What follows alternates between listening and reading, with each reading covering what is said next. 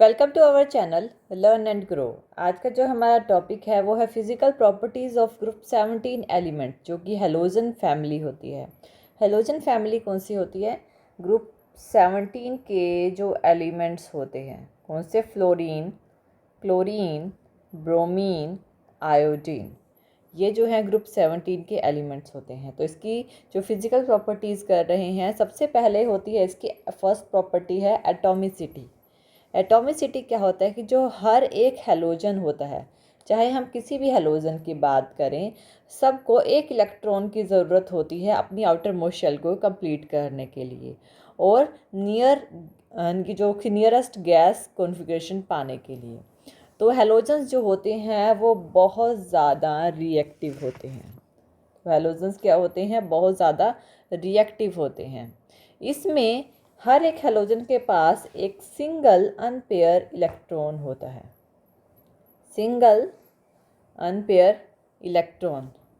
तो ये क्या करते हैं?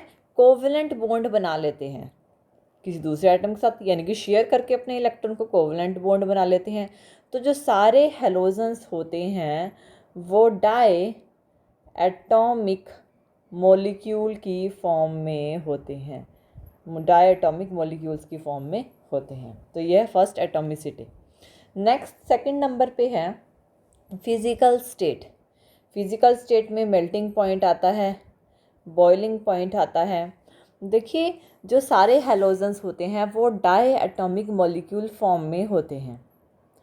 इसमें क्या होता है? अलग अलग मॉलिक्यूल यानी अलग अलग हेलोजन का एक साथ जब वो डिफरेंट मॉलिक्यूल्स जो होते हैं हेलोजन्स के, अगर वो एक साथ हेल्ड करते हैं तो एक weak van der Waals of force of attraction से हेल्ड करते हैं। तो स्ट्रेंथ जो होती है वेंडर वाल फोर्स ऑफ इंट्रैक्शन, वो क्या होगी? इंक्रीज होगी जैसे ही हेलोजन के जिनके फ्लोरीन से आयोडीन की तरफ जाते वक्त vendor Waals of force of attraction increase होगी। हम नॉर्मली ये बोल सकते हैं। अब F2 की बात करें, F2 और Cl2 ये क्या होती हैं? ये दोनों गैसेस होती हैं रूम टेम्परेचर पे। B2 ये क्या होती है? ये लिक्विड होता है रूम टेम्परेचर पे। आयोडीन क्या है? ये सॉलिड होता है। तो वेंडर वाल फोर्स ऑफ अट्रैक्शन इंक्रीज करती है जैसे हम फ्लोरीन से आयोडीन की तरफ मूव करते हैं, और मेल्टिंग पॉइंट और बॉइलिंग पॉइंट भी इंक्रीज करता है up to down. Melting point भी इंक्रीज करता है और बॉइलिंग पॉइंट भी इंक्रीज करता है जैसे हम अप टू डाउन मूव करते हैं। तो ये फिज़िकल स्टेट को रिप्रेजेंट करता है। अगर हम मेल्टिंग पॉइंट और बॉइलिंग पॉइंट की बात करें तो F2 का जो मेल्टिंग पॉइंट होता है वो 54.4 का होता है, के का ये वाला। और अगर Cl2 की बात करें तो 172 का होता है, Br2 की 265 का 0.8 का, और I2 का 386.6 का। और बॉइलिंग पॉइंट कितना होता है?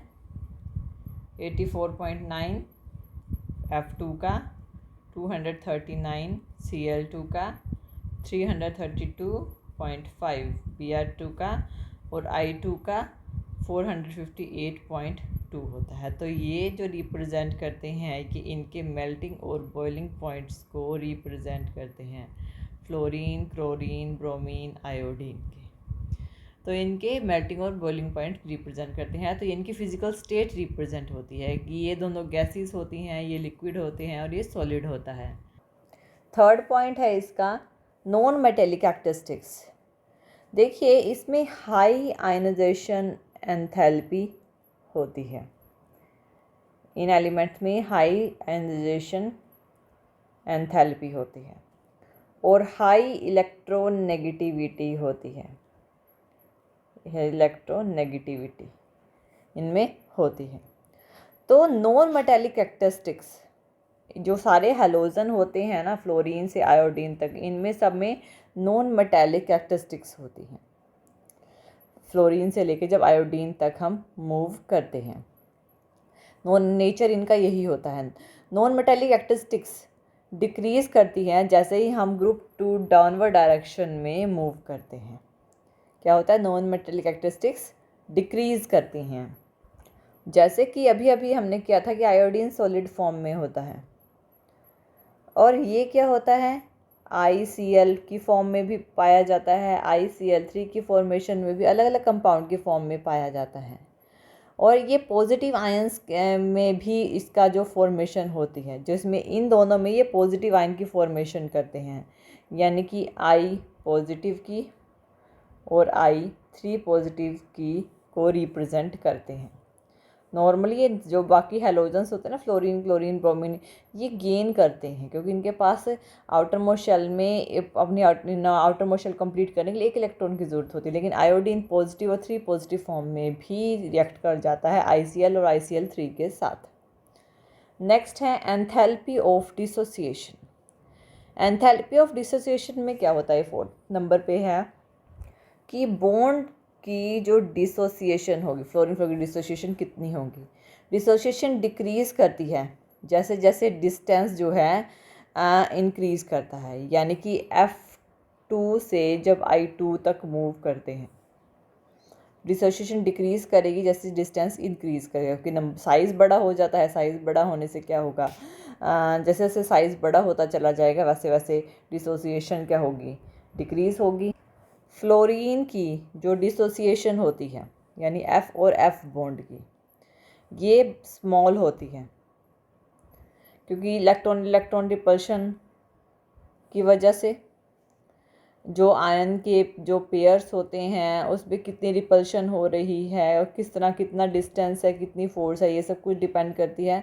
तो इसकी पर्टिकुलर डिसोसिएशन की पर्टिकुलर सीरीज़ होती है। सबसे पहले I2, फिर F2, फिर Br2, फिर Cl2। इस तरह से ये सीरीज़ जो है वो रिप्रेजेंट की जाती है। ये एंथैल्पी ऑफ डिसोसिएशन को रिप्रेजेंट करती है। नेक्स्ट होते हैं हमारे इनके कलर्स। देखिए 5th नंबर पे कलर्स आते हैं। जो सारे हैलोजन होते हैं वो कलर्ड होते हैं। कलर्ड मतलब कि अपना एक कलर होता है इनका। क्यों? क्योंकि ये क्या करते हैं, एब्जॉर्ब करते हैं लाइट को। जब वो लाइट को एब्जॉर्ब करते हैं तो विजिबल रीजन में से एब्जॉर्ब करेंगे, तो ये हायर एनर्जी लेवल पे एक्साइट करते हैं, एक्साइट होते हैं, जिससे लाइट जो है वो ट्रांसमिट होती है। जिस वजह से वो जो लाइट ट्रांसमिट होती है ना, वो ही इनके कलर को रिप्रेजेंट करती है। वो जो एक्चुअली में कलर आता है वो लाइट ट्रांसमिशन की वजह से आता है। और इन कलर्स को कॉम्प्लीमेंट्री कलर्स भी बोला जाता है। कॉम्प्लीमेंट्री कलर्स भी इन्हें बोला जाता है। तो ये होते हैं कलर्स। नेक्स्ट जो हमारे पास है वो है सोल्यूबिलिटी। सोल्यूबिलिटी में जो F2 होता है और Cl2 होता है, ये वाटर के साथ रिएक्ट कर जाते हैं। इसके अलावा Br2 और I2 ये स्प्रिंगली सॉल्यूबल होते हैं वाटर में, यानी कि कम सॉल्यूबल होते हैं वाटर में, जबकि ऑर्गेनिक सॉल्वेंट में सॉल्यूबल होते हैं। ये किस में सॉल्यूबल होते हैं? ऑर्गेनिक सॉल्वेंट में। ऑर्गेनिक सॉल्वेंट कौन कौन से होते हैं?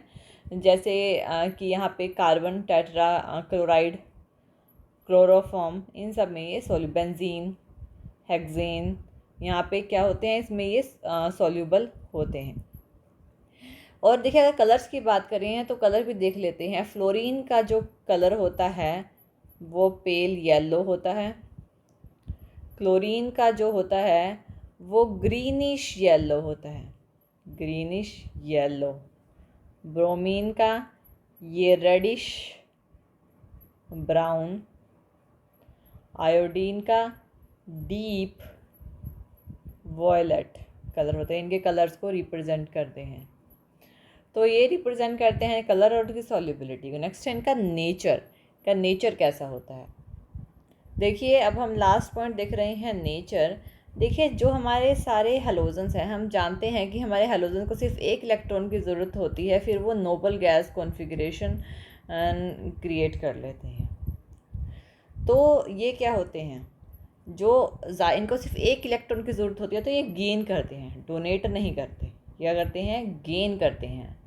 किसी भी इलेक्ट्रोपॉजिटिव एलिमेंट से एक इलेक्ट्रॉन ले लेते हैं और नेगेटिव चार्ज अपने ऊपर क्रिएट कर लेते हैं, तो सारे हेलोजन्स के ऊपर नेगेटिव चार्ज ये होता है। ये एक्स जो है ये किसी भी हेलोजन को रिप्रेजेंट करता है।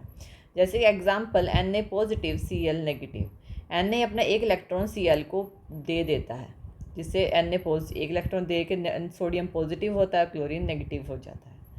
तो ये क्या होता है कि ये गेन करते हैं इलेक्ट्रॉन्स को। सबसे पहले तो ये इनका नेचर क्या होता है? गेन करने का होता है। दूसरा कि ये कोवलेंट बॉन्ड भी बनाते हैं, अपने इलेक्ट्रॉन को ये शेयर कर लेते हैं, शेयर करके आपस में ही बॉन्ड्स बना लेते हैं। या फिर हेलोजन यानी वो जो हमारे पास हाइड्रोजन होता है उसके साथ भी ये बॉन्ड बना देते हैं और हैलाइड्स की फॉर्मेशन करते हैं। तो ये करते हैं कोवलेंट बॉन्ड्स बनाते हैं। हेलोजन मॉलिक्यूल आपस में भी बना लेते हैं और जो हाइड्रोजन होता है फर्स्ट एलिमेंट उसके साथ भी बना लेते हैं। तो ये इनका नेचर होता है। तो ये तो थी हमारी physical properties of group 17 element जो कि हेलोजन की फैमिली का है। तो थैंक यू ये वीडियो देखने के लिए। और ज़्यादा अपडेटिंग वीडियोस के लिए आप हमारे चैनल लर्न एंड ग्रो पे हमें सब्सक्राइब कर सकते हैं।